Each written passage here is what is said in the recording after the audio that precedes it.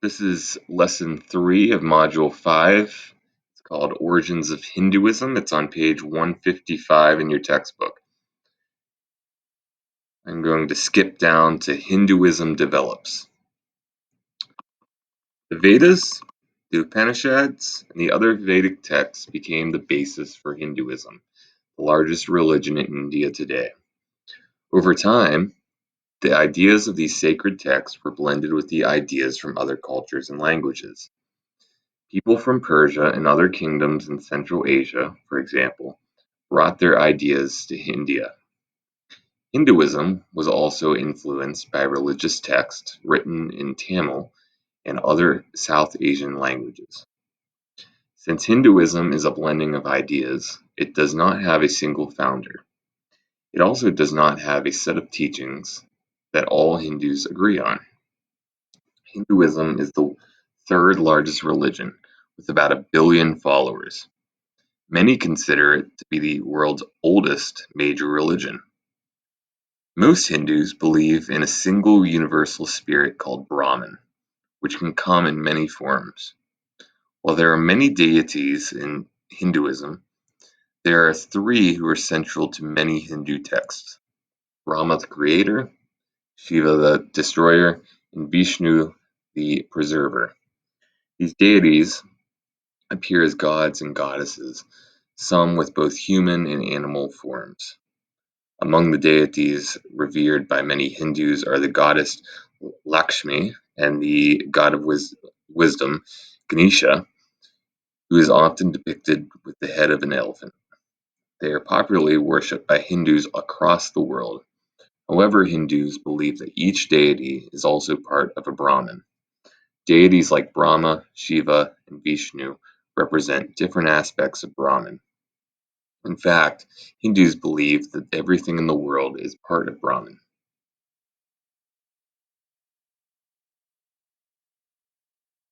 The Hindu creation stories are an example of how many different sets of teachings in Hinduism. One creation story tells that the creator built the universe just like a carpenter builds a house. Another explains that the universe was created out of parts of man called Purusha. He was sacrificed, and the 4 classes of Indian society came from parts of his body. According to Hindu teachings, everyone has a soul, or Atman, inside them. This soul holds the person's personality, the qualities that make a person who he or she is. Many Hindus believe that a person's ultimate goal should be to reunite that soul with Brahman, the universal spirit. Many Hindus believe that their souls will eventually join Brahman, because the world we live in is an illusion. Brahman is the only reality. The Upanishads teach that people must try to see through the illusion of the world. Because it is hard to see through illusions, this can take several lifetimes.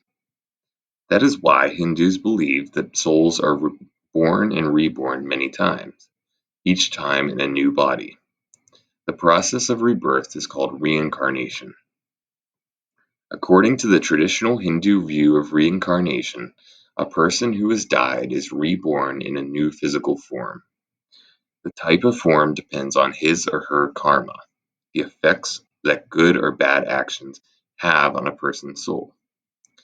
Evil actions will build bad karma.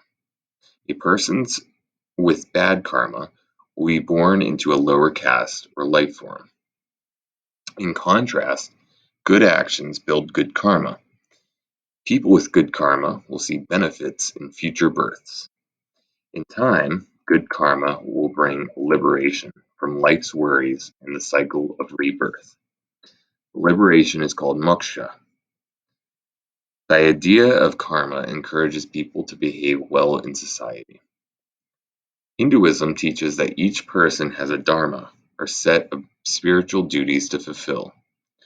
Dharma is seen as Hinduism's guidelines for living a moral life and includes nonviolence, self-restraint, and honesty. Hindus are not the only group that emphasizes spiritual duty. Buddhists, Jains, and Sikhs all practice Dharma. You will read about these religions later. Hindu religious practices vary widely between communities and even between individuals. Hindus are free to worship any deities they choose, or to worship none at all. Although many Hindus choose to follow family traditions, some choose to find their own paths. Unlike some religions, Hinduism does not have a single required worship service. Worship can take place anywhere, in large temples, in small shrines, or at home. At temples, religious leaders might conduct formal ceremonies with readings from the Vedas or elaborate processions. At home, individuals might offer food, drinks, or gifts to a goddess or god. He or she may also say special prayers or meditate. Meditation is a silent reflection upon the world and its nature. To help them meditate, Hindus practice a series of practical and mental exercises called yoga. The purpose of yoga is to teach people how to focus their minds and bodies. Many Hindus believe this will aid their meditation and help them attain moksha. Rituals and ceremonies have always been and continue to be an important part of Hinduism. Samskaras, which are rites of passages to prepare a person for a certain event or for their next stage in life, are still practiced today. Many rituals revolve around birth. A pellet of honey or ghee is clarified butter, is placed in a newborn's mouth, for example. There is also a name-giving ceremony. Often a child is given a second secret name. Other samskaras occur throughout childhood. Weddings are also a time for customs and traditions. Wedding ceremonies are elaborate and filled with rituals. For some offerings of roasted grain and thrown into a sacrificial fire. The bride and groom must also take 7 steps together to symbolize their unity. Hinduism spread through Southeast Asia. This happened largely through trade. As trades exchanged goods, they also learned about different cultures and religions. Later, Hinduism spread through colonization. Hindus were often taken to British and Dutch colonies to work as servants. They brought their religion with them to the West Indies, Fiji, and parts of Africa. Hinduism spread again in the 20th century as Indians migrated to other parts of the world, such as Great Britain, Canada, and the US. Today, there are more than 2 million Hindus in the United States. The rise of other religions in India. Although Hinduism was widely followed in India, not everyone agreed with its beliefs. Some unsatisfied people and groups looked for new religious ideas. Two of them were Jains, believers in a religion of Jainism, and the Sikhs, believers in Sikhism.